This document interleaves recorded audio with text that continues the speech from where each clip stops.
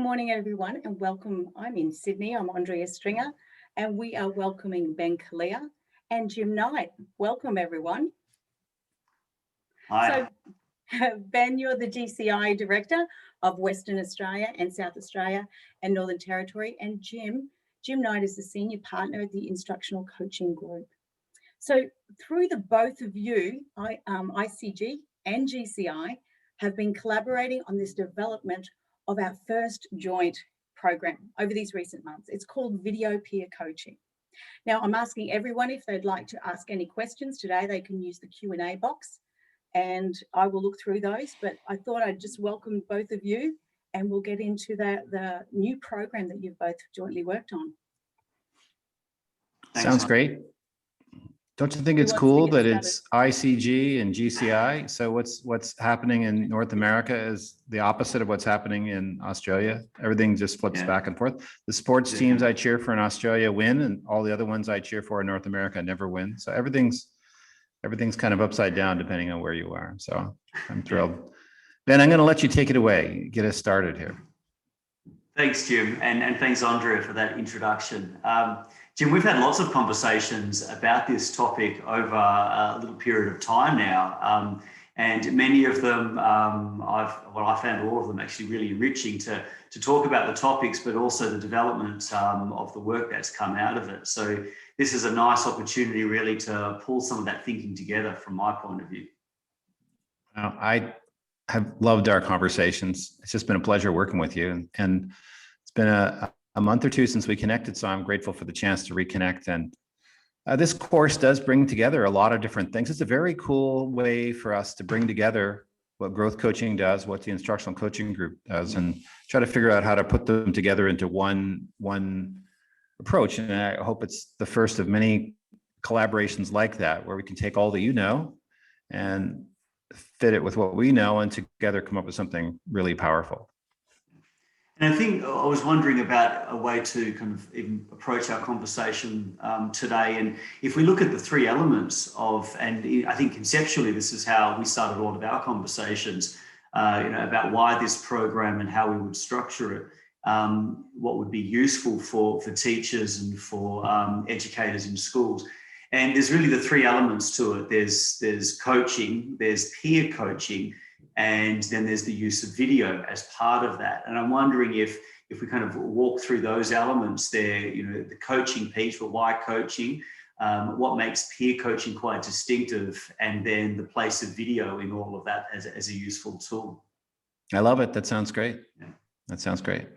And I guess in that first piece of why coaching, well, that's been an interesting conversation, because while there's a lot that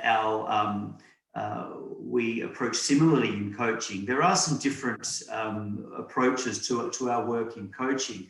So I guess when we think, why coaching to start with, what comes to mind for you in the light of this particular work, Jim? Ben, I've been writing a column for this journal called Learning Professional. It's used to be called the Journal of Staff Development, and it's a place where a lot of people write about professional development, professional learning.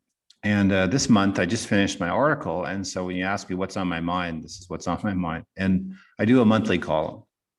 At any rate, for this column, I talked about learning that goes from the strategy to the classroom, or learning that goes from the classroom to the strategy.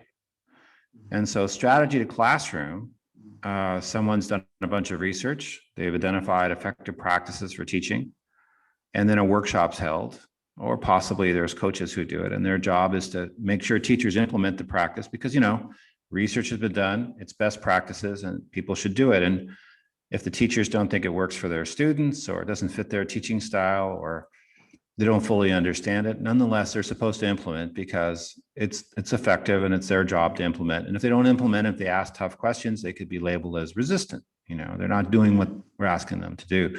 But their intelligence isn't a big part of the conversation. They're sort of receptacles for this idea, and then they're supposed to implement it. That's what they're supposed to do. But classroom to strategy is the exact opposite. It's where you identify an issue in the classroom. It could be related to For us, it would be primarily related to something we want to see with students, but it could also be related to a change in teachers, although our focus is primarily on students. And then once we've identified that challenge, we go out and try to figure out what we can do about it. And if there are strategies out there that we can use, we access the strategies in the service of the thing that we're really concerned about dealing with. Maybe we have kids who are learning English who already know another language, and now they're trying to learn English as a second language. And they're struggling to keep up with kids who speak English fluently. And we're trying to figure out what can we do to make that work? Well, if we start with that problem or that opportunity, that challenge, that issue that really matters to the teacher, and then go out and seek a strategy and bring it in, they're going to have a lot more likelihood that they're going to embrace it and sustain implementation. And it seems to me coaching facilitates that idea of classroom to strategy versus strategy to classroom. And coaching is a way to get much deeper level of implementation because it starts with the classroom. That's how I see it. And so for me, coaching works because it facilitates that a classroom to strategy model versus the strategy to classroom model. What do you think about all this? As you were speaking to that, particularly that classroom to strategy idea, I was just getting the sense of a really personalized sense of learning that's relevant to the individual practitioner.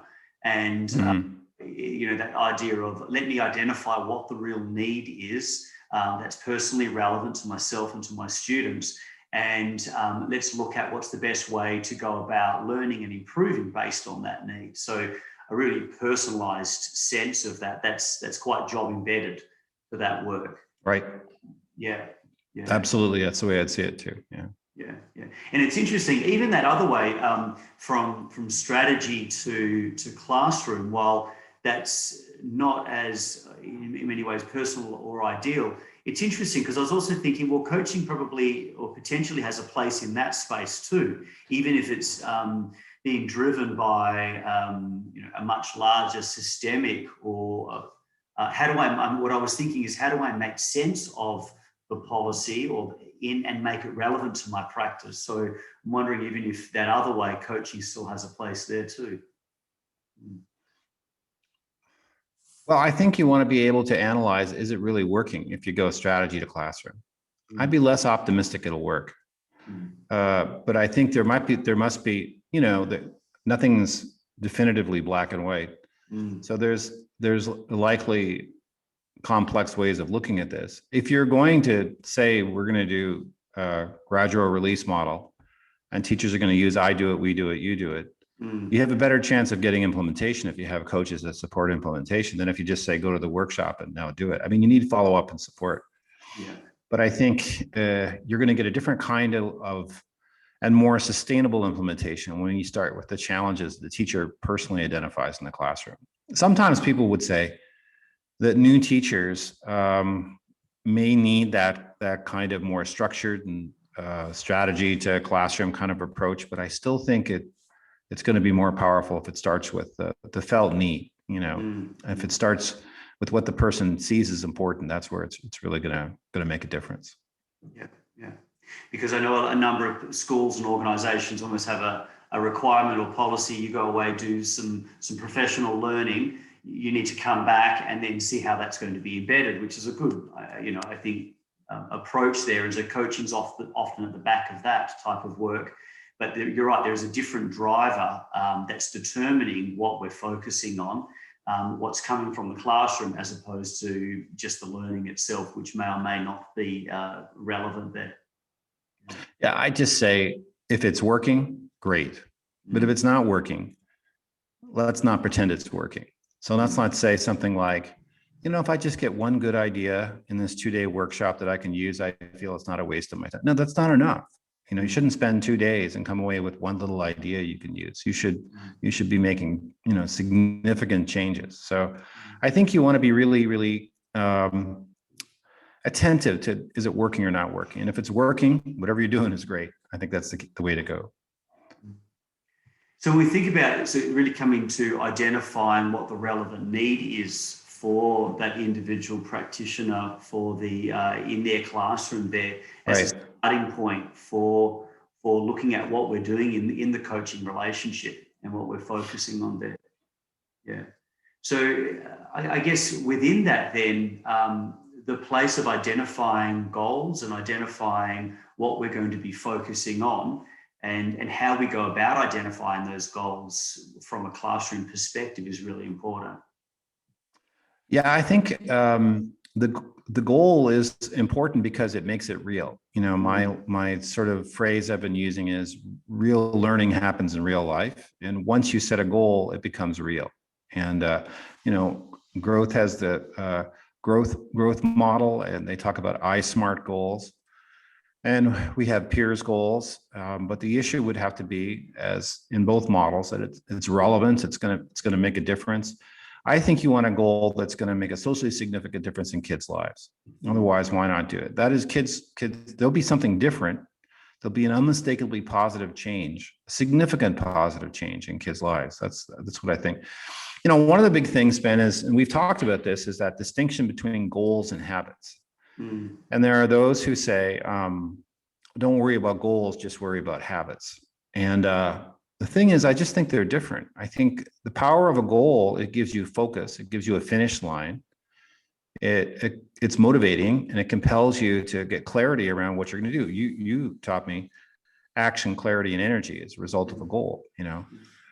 And the habit is sort of the way you sustain the work you're doing. There are two different things. And so we need to develop new habits in the pursuit of our goals, is how I would see it. That's why I like habits as a part of your growth model, because they're both important. Goals and habits are a critical part of the whole process. Yeah. So when we looked at, I guess, a coaching framework for this particular work, like right, growth has a place in that as an initial framework for a conversation about what is it that I want to achieve, what's going on. How do I get to where I want to go? How do I sustain that work and make that habitual there? And so a lot of those core questions, that way of thinking in terms of getting to where we be, you know, natural kind of funnel down through that little framework there. We also talked about having coaching conversations over a period of time, and how we get clear about what we need to focus on at each point of those conversations. So the impact cycle and on your work around that also seemed like a really relevant cycle and approach to bring into that. So that was in some ways some of our work of bringing that thinking together of, you know, growth as a framework and that particular paradigm, but then also the impact cycle. And I think there is a space for them to really work with each other or for a teacher in the classroom to be able to draw upon both of that way of thinking there. Ben and yeah, Jim, I think growth, go ahead. If you don't mind, could we unpack what the growth framework is and what that acronym means, growth, and also with the impact cycle, if we can get a little bit more information, I think a lot of people would really benefit from that. Sounds great. You want to do impact cycle and I'll do growth, Ben? No, yeah, sounds good. It'll be a good test of one another. That's right. No, you go ahead with growth and I'll do the impact cycle. So growth is we say a framework for a coaching conversation, and growth is the acronym for really the stages of thinking and questioning that we work through there, beginning with the goal, so thinking about what it is we want to achieve, so starting with that end in mind, and then exploring reality and about what's happening now in relation to that goal. And a big part of reality is also the resources. So what do I have at my disposal, my fingertips, a real strength space in order to be able to take some action towards that goal. And in many ways, the rest of that framework there is a funneling down to explore what to do as I work towards the goal. Let's explore options and getting out of feeling stuck, exploring as many options as possible, and then looking at what we will commit to in the W part. And many people who are familiar with Whitmore's work, who would be familiar with GROW, probably what makes GROW and growth different is that TH on the end there. And the T being tactics, locking into how and when we're going to do something, in the tyranny of time and the busyness of lives, getting really specific about what we will do when. And then that piece around habits that you mentioned. How do we make this not just a one-off little step towards something, but something sustainable? So that can be used as a framework for a single conversation, but also to revisit those elements over time there. Yeah. You know, I've really been fortunate to be able to watch John Campbell and Christian Van Nieuwenburg use the growth model, because we've done a lot of sessions together, and I've learned a lot about the power of that simple framework. And now, if I have a coaching conversation with an administrator or a coaching director or a coach, I've kind of got it in the back of my mind all the time. Okay, so what is your goal? And so what resources exist in reality? And okay, what are some different ways we could do this? If you're going to give advice to somebody, what would you do? And then when's it going to happen? You know, what are your tactics? And how can you make it sustainable? What do you have to give up so you can make time to actually do this? You know, those kind of simple questions, that little framework. Now, you don't follow it linearly. It's not always, okay, I've done my G, it's time for the R, and then comes O. But it's there in my mind, and it's really, I think it's helped me be much more effective as a coach. And so what excites me is about taking that growth framework and integrating it with our model, which is the impact cycle. And the impact cycle grew out of 2 decades of research, really. We worked with coaches, first off in Kansas, and then in Beaverton, Oregon, outside of Portland, and then in Othello, Washington. And we used a sort of a design model where we would try something out and then keep revising it. And we dramatically reshaped our coaching process using that design model. And we came up with these 3 elements that are in a cycle. And first element is identify. And so in that identify stage, we identify a clear picture of reality. We start with reality, not with the goal. Because we think, how can you set a goal if you don't know what reality looks like? And so we help people get a clear picture of current reality. That's where video becomes such an important thing, because most professionals in any field, not just education, don't really know what it looks like when they do what they do. And video gives you a clear picture of reality. Then we identify a goal. Like I said, a peer's goal is our term: powerful, relatively efficient and easy to implement, emotionally compelling, reachable, which is to say we can measure it and we have a finish line and we have a strategy we can use to get there, and student focused. That's how we do it. And then we identify a strategy to hit that goal. Now, the thing about that is, if you have a district who's invested heavily in learning a model of teaching practices, and there are people who are coming in and providing professional development on, let's say in Victoria, it could be the HITS, high impact teaching strategies.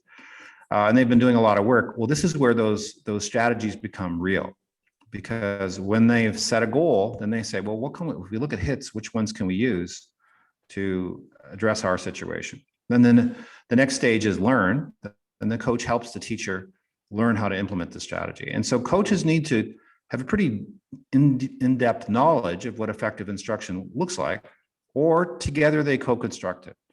So with peer video coaching or video peer coaching, the teacher and their partner, their peer, they go through and they unpack that strategy, and they try to make sure they get clear on what it's going to look like when it's implemented. That's what happens kind of in the learning phase. And then in the improve, adjustments get made, adaptations get made. Maybe we change the goal, maybe we change the strategy, maybe we change how we implement the strategy, but we make adaptations until the goal gets set. And that basic framework can identify the teacher has a goal they really want to hit, that they care about. After the learning stage, the teacher's ready to implement it. And after the improvement stage, we've hit the goal because we've made some adjustments. That's kind of the process. But within that, or maybe we're within growth, but within that, we use the growth framework to help us identify options and to break down the tactics and to talk about habits and to explore reality. And so the growth framework and the impact cycle are not mutually exclusive. One supports the other, is the way I've seen. That's why I've loved this project so much, because it's just been fun to think about how these two things fit together. So that's how it's all kind of played out.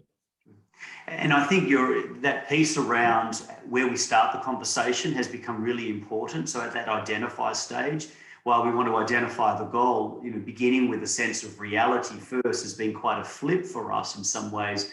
And probably, as you say, in regular growth conversations, that happens quite naturally, of the G and the R happening together.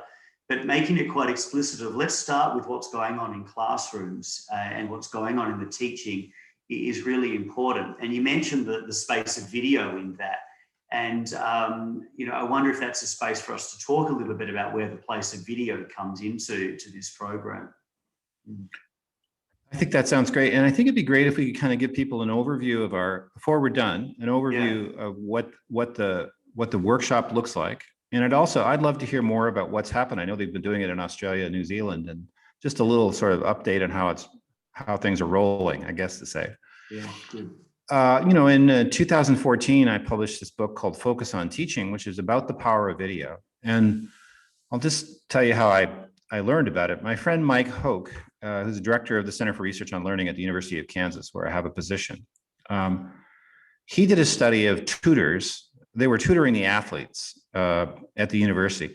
It's a very important job because if the athletes don't qualify academically, they can't play on the team. And billions of dollars are at play, across America with respect to college athletics. And so the tutors had to be pretty skilled. And so Mike's job was to train the tutors to tutor the athletes. And he taught them, he didn't want them just to do the work for the teacher, for the athletes. He wanted them to become better learners. So he taught them an approach called strategic tutoring, where the athletes learning strategies in the midst of doing their work. Instead of just, I'll show you how to do it, they become more independent, stronger learners. It's a research-based model for tutoring. And but he would do workshops, he'd explain it to the tutors, and then they would just not do it. And so what he did, and this is back in the 90s, he video recorded the tutors on great big cameras, and he had the tutors sit down with a checklist and watch themselves on video. And when they watched themselves on video, their practices changed dramatically.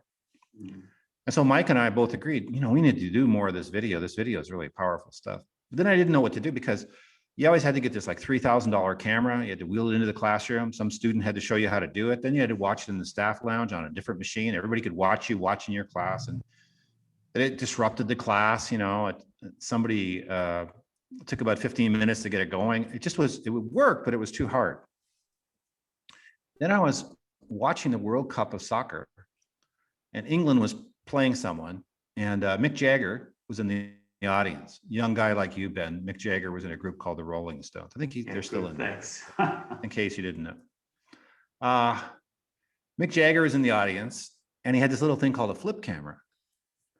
And 3 weeks later, I'd bought flip cameras for all of our coaches. I said, let's use that thing to video record. And as coaches have started to use video again and again and again, what they've said is, I don't know how I coached before I had video, because without a clear picture of current reality, you don't have the motivation to change, and you could focus your attention on all the wrong things, and you don't see how the learning works. But once you use video, that's why every athletic team watches themselves on video.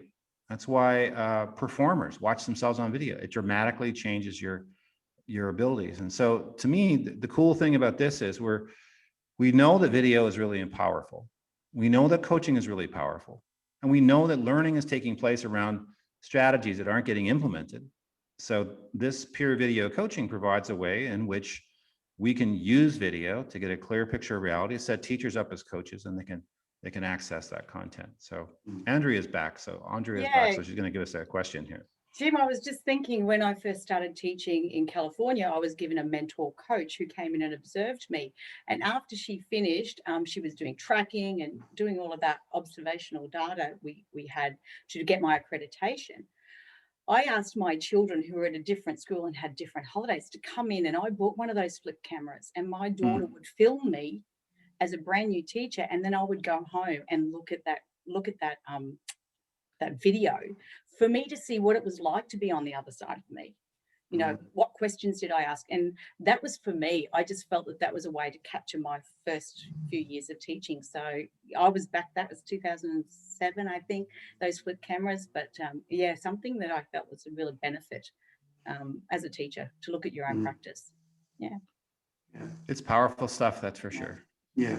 And Andrea, I'm glad, it's interesting you reference both, say, observation processes and then say something like the use of video there.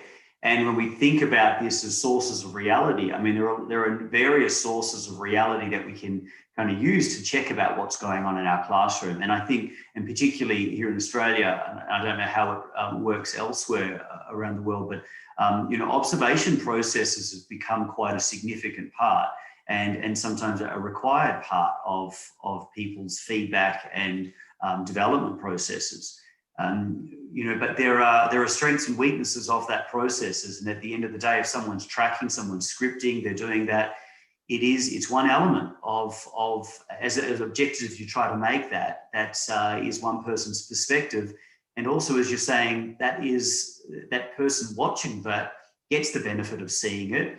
You get the benefit of just a piece of paper with those recordings on it, as opposed to seeing it. So yes, I think there are a few different sources of reality, and we can bring in student voice here as well, student data and feedback there.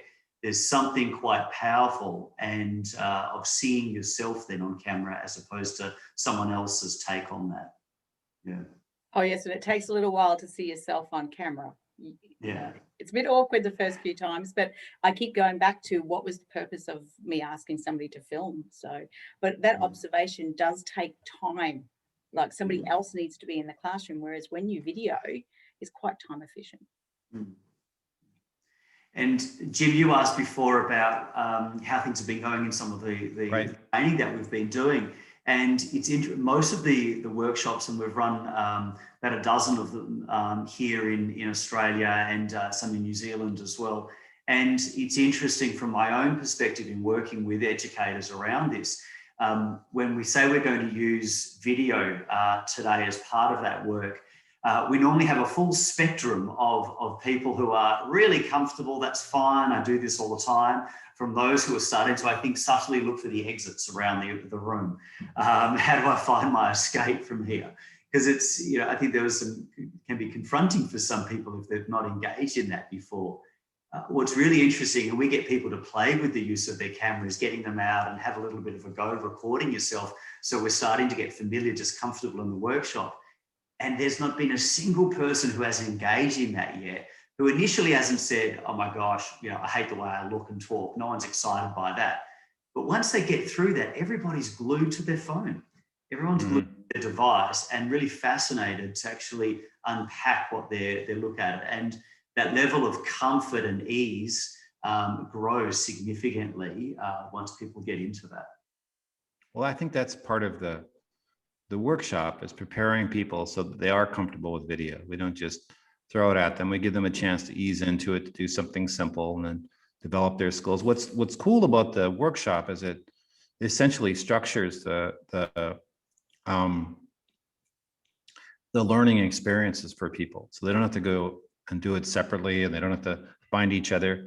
They learn about how to be a coach. They learn about how to access video, what to look for when you watch video. They prepare themselves, and then they actually use it, and they have the coaching conversations right there. So I like the way, it's really your leadership, Ben, but I like the way we were able to create this situation where people are actually able to ease into something that we know is powerful, but it is intimidating. I mean, I underestimated how hard it would be. When we first bought those flip cameras, we all came together at this little, the coaches from Oregon came in for a workshop at Kansas at the university. We're in this little room in the university. And I said, well, just take your new camera out and just video record each other, make sure you understand how to do it. And I just thought it'd be like figuring out how to use a walkie-talkie or something. And someone watched your video, she burst into tears, Leah Moleskin. And she said, I hate looking at myself. I just hate it. Now, she went on to be kind of a real advocate for the power of video, but in that moment, it was hard. And so I think you can't just sort of throw people together as I did and expect it to work. You have to create this safe thing. Just something I wanted to ask you, Ben, is why peer? What do you think of you're the expert on peer coaching. What do you think is the advantage of having peers work with each other on this stuff? Yeah, it's a good question, and I'm not sure about an expert on that, but we've played in this. Well, you are in my mind. You've got me fooled. Good. So that's all right. Look, it actually is a good question because, and I was thinking before when you were talking through the impact cycle, and particularly when you were talking through, identify, learn, and improve, and at that learn stage, And you mentioned there that the coach helps that the other teacher then to really unpack and to know how to do that strategy well. And, Right. and I know from an instructional coaching point of view, if you're an instructional coach, then you're bringing that expertise in whatever that pedagogical area Right. is to support that coach and that teacher. And I think when we start to look at peer coaching, it sits differently to instructional coach. And I think what's important about peer coaching is that we acknowledge that both teachers who sit down together bring expertise, bring their classroom practice and their deep knowledge of what they do. Yet each of them are not considered the person who, they're working in equal roles. I'm a coach, you're a coach, I'm a teacher, you're a teacher. So there's a potential for a reciprocal relationship here amongst peers working as equals in that way. And so I think in terms of what makes peer coaching quite distinctive is that, first of all, it's accessible to everybody, right? And in fact, we don't need to have dedicated instructional coaches in our school or across our district or network. It's not reliant upon leaders within the school driving that process of doing the coaching as well. But it positions that it's accessible for everybody in the school as educators to be able to be coaches of one another.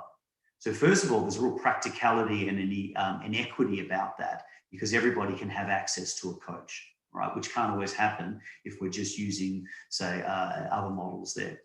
I think what it also means that we approach those relationships slightly differently as well, in that the peer coach, particularly when we get to that learn stage, while we may sit down and unpack a strategy together to really understand, part of that questioning for that teacher that the coach might ask is, well, where might you need to go to better understand how to do this strategy or to learn more about this?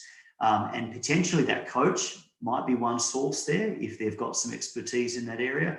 But potentially we might also be saying, well, who else around our school or across our network, etc., might you be able to go and watch do this, or you come in and give you a bit of some observation there. So the peer coach can be different to that relationship. They still help access all of those resources without needing to be the person who has that knowledge or expertise himself, which is quite freeing, I think, to not have to be that source, but also means it's far more accessible. So that's one part I think that's worth acknowledging. Yeah, I'd say two things I wanted to mention about that. One is I had the great pleasure of working with Don Deschler. We have a leadership award that we give to Don every year. And Don's incredibly accomplished. And he was on the Presidential Advisory Committee for Literacy about 12 years ago.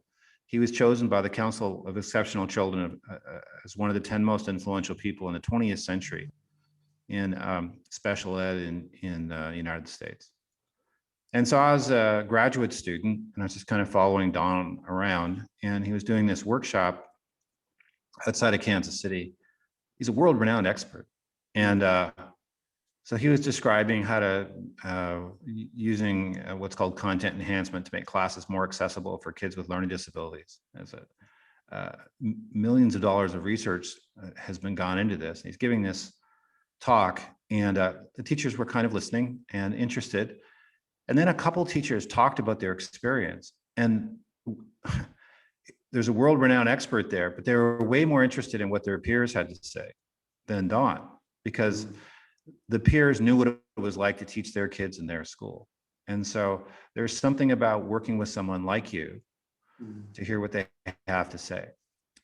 Second thing I wanted to say is that I don't see this as replacing instructional coaching. I see it as, you might not be surprised to hear this, but I see this as a way to really expand the capacity of instructional coaching to have an impact. So if you have an instructional coach who's facilitating this kind of peer coaching process, who has that expertise in effective instruction, and then can work with the teachers, maybe help them learn that material, you can have much more access, much more impact than if you're just one coach working with individual teachers. If the whole school's working on coaching and you're facilitating that school-wide learning, imagine the impact it can have. So to me, the two really go together nicely. One supports the other one is how I see it.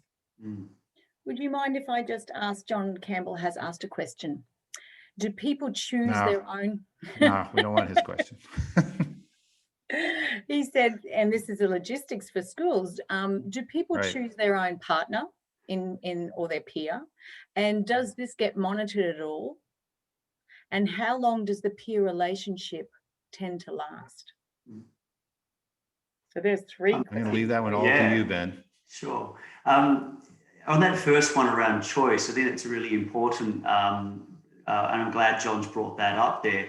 When we talk about, in the training there, when we talk about what makes the peer coaching relationship work, we talk about the partnership principles a lot, Jim, obviously, and a big part of your work and research there. And of course, choice is a big part of that. And it's choice in the actual, in the conversations themselves. But choice in terms of how we work is really important.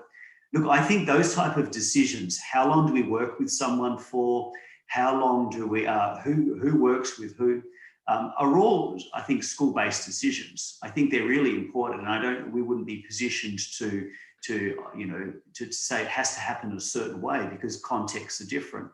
I think they're good questions to ask, and I think in that first one around choice, I think for there to be buy-in, for there to be empowerment, a level of choice is really important amongst this, but how schools go about that. With choice, is it like you choose your own partner? Do I choose my best friend who's going to make this comfortable and safe for me, but perhaps not as rigorous as it could be? Or do I go with someone else who I don't know, that I may not feel as comfortable with, but could keep the process rigorous and honest and useful for me as well? And so I think there's a combination of both there, and schools probably need to have those conversations of how do we best allow people to work with people that they feel comfortable and safe with, that there's a trusting relationship, but there's also, will help me get out of my comfort zone a little bit by also making this a real learning experience and be able to provide that rigor as well that makes the process work. Yeah. So those are things I think for that first piece. Did you anything to add, John? Jim? Well, I was just going to say that I agree with you wholeheartedly. I think that the school is going to have to make decisions, or the district will have to make decisions about what works best.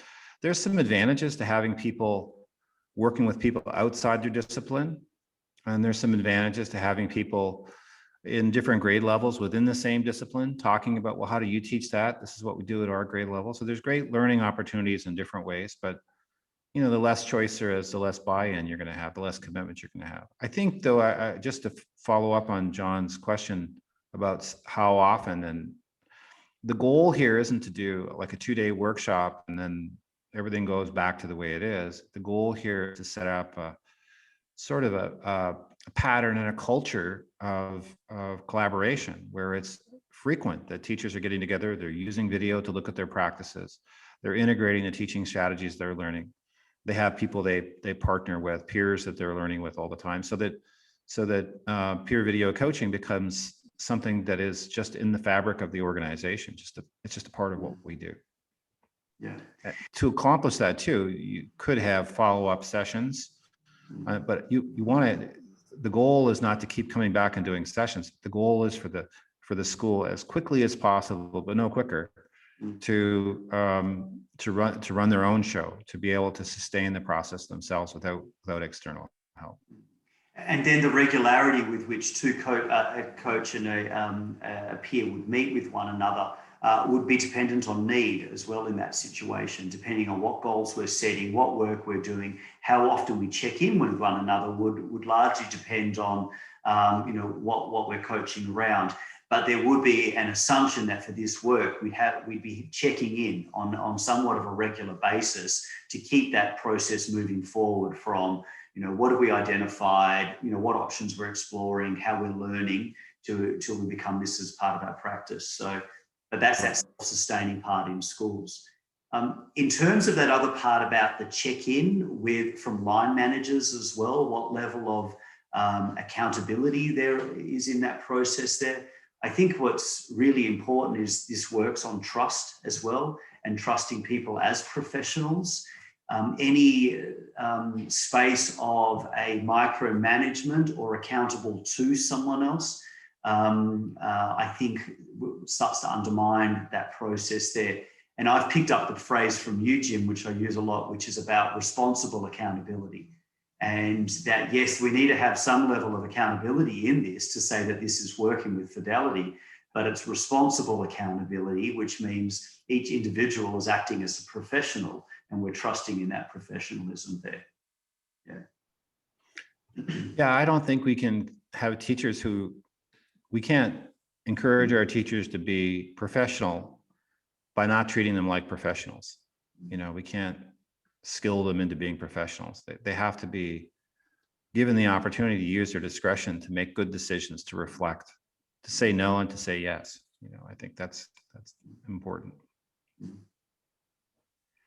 One of the other things that I know that schools have done that have been playing in this space for a little while is, at the end of the day, leaders within the school, although want to know that things are working and that goals are being set and that improvements is happening. So some level of sharing back of what's working in this space, and a number of schools or networks that I've worked with have a system in place where the individual teacher is self-reporting on, well, these are the goals that I'm working on with my peer coach, and these are the things that I'm, noticing that's improving, etc. And so there is a self-reporting back or sharing of the goals and of the success, but no reporting back from the peer coach themselves. And I think that's a really important thing, that we're not setting up structures of reporting on our colleagues, but there's a real, empowerment of the self to share that, whatever the requirements are, but it is self-directed still there.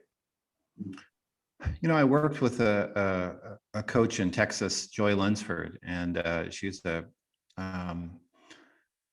real star coach. And she worked in a district where they did video coaching, not video peer coaching, but she would facilitate people's reflection through video. One of the teachers she worked with said, when I first heard about peer video coaching, I said, I would rather you pluck the hairs out of my nose one by one than have me watch myself on video.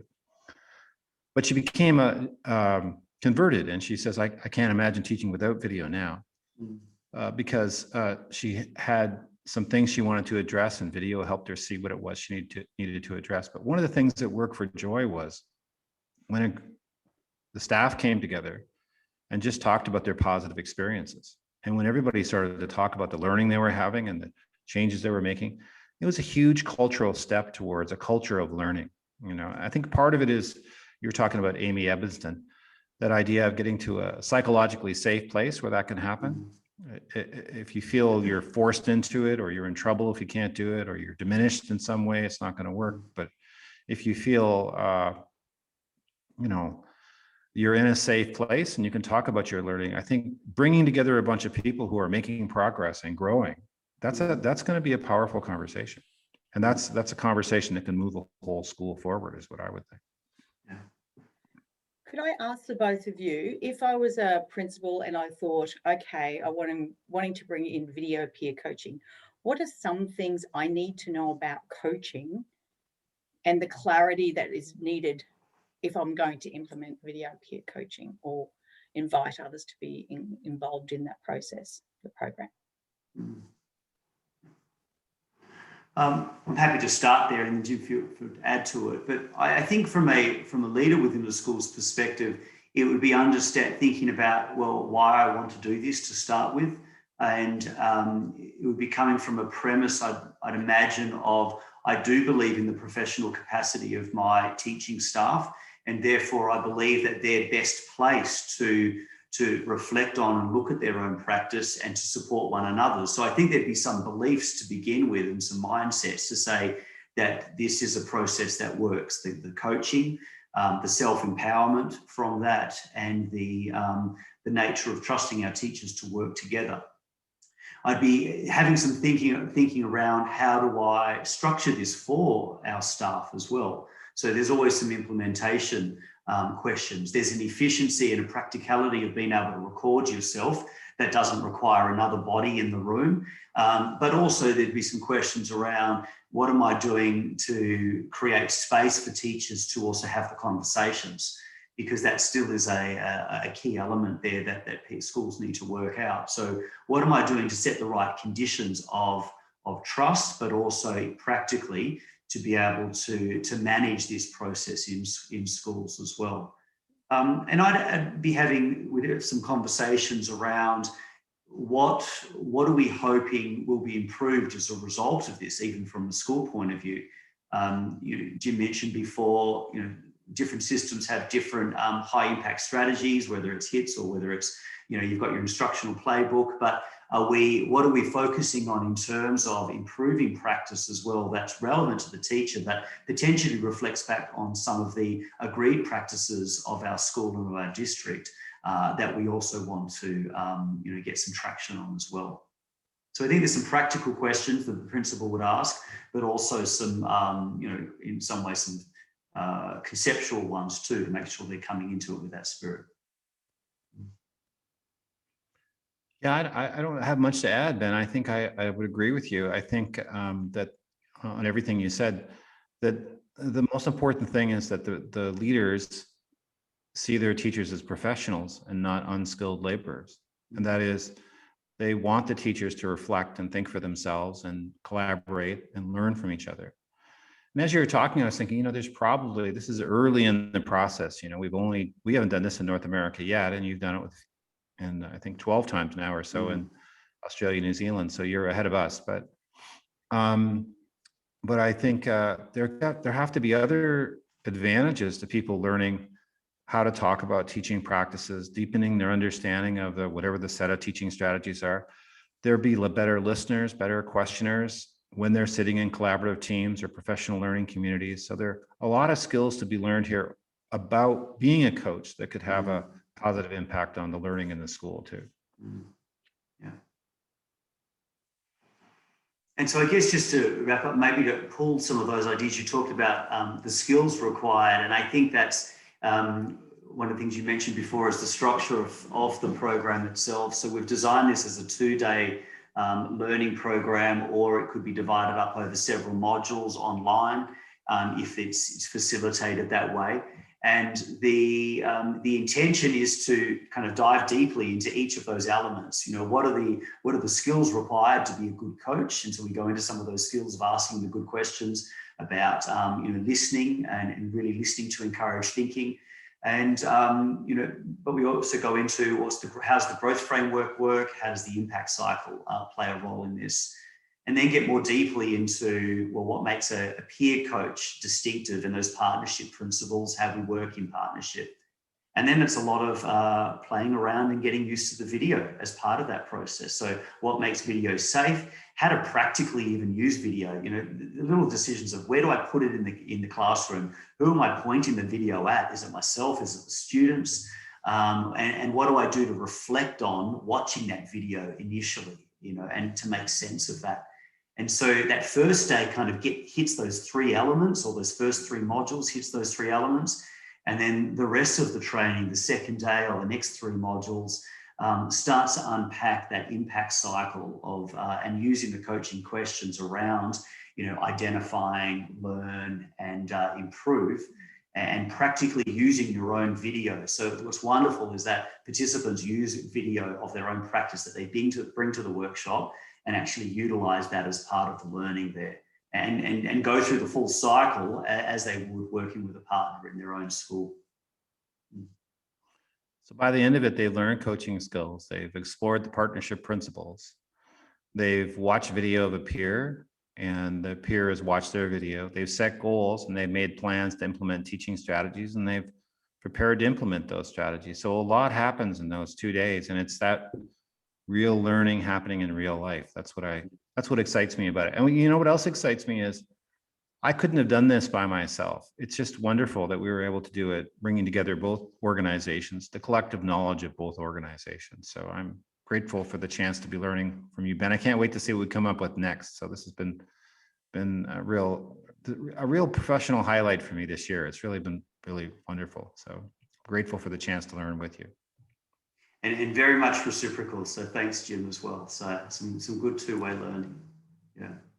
Plus we get our Australian rules football conversation in, which So far, nobody in Lawrence, Kansas has got me too excited about it. I haven't gotten them excited. So part of it is getting up at 3 a.m. to watch the games. No one else wants to do that with me. So yeah, you're committed. You're committed. I love it. I know. Andrea, it's great to see you too. I'm looking forward to seeing what we're going to do together. You're every week you teach me something new on the Twitterverse. So I'm grateful for the chance to see you. Oh, thanks, Jim. Thanks. I just have one more question for you. I'm thinking a lot of the teachers, because I've done the video peer coaching, a lot of teachers have to have a goal or 3 goals for the year. If that's a compliance, that's mandated, they have to do that. How can video peer coaching support them using that professional learning plan or goal for the year? How could they use that so that they're working smarter and not just doing more, if you know what I'm saying? Right. Yeah. I'm happy to jump. Want me to take that one, Ben? No, that's all right. My thought around that was, and you used the word there as part of almost a compliance.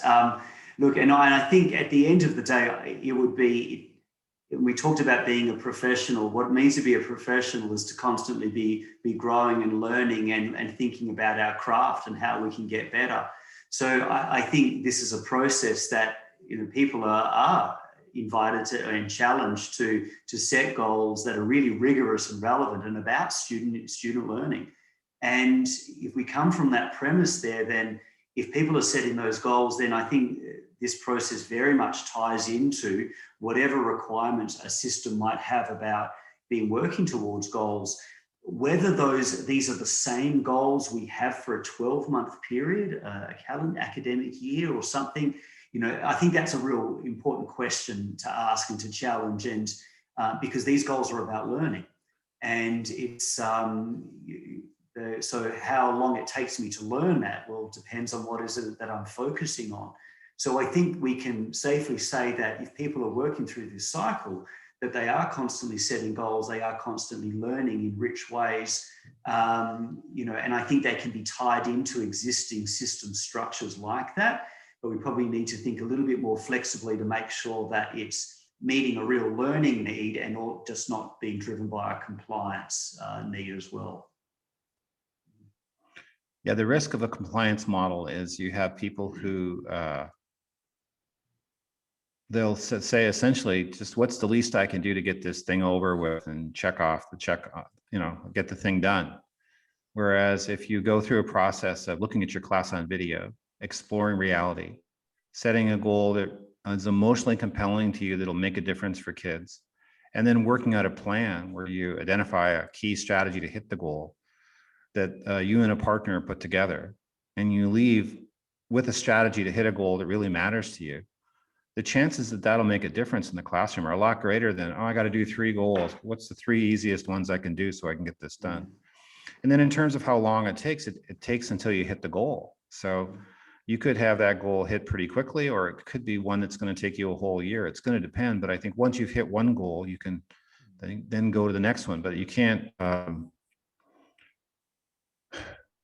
you know, you don't just set a goal and just keep at it all the time. The goal has a finish line. That's part of the value of it. The goal gives you something to strive for. Terrific. Thank you. Yeah. Is there anything else you want to share with everybody before we finish up today? No, just that I'm really excited that this is underway, and we're starting to, I think one of the nice things that we're also partnering with schools that are starting to work in this space is to, you know, collect their experiences and get some evidence of impact from them.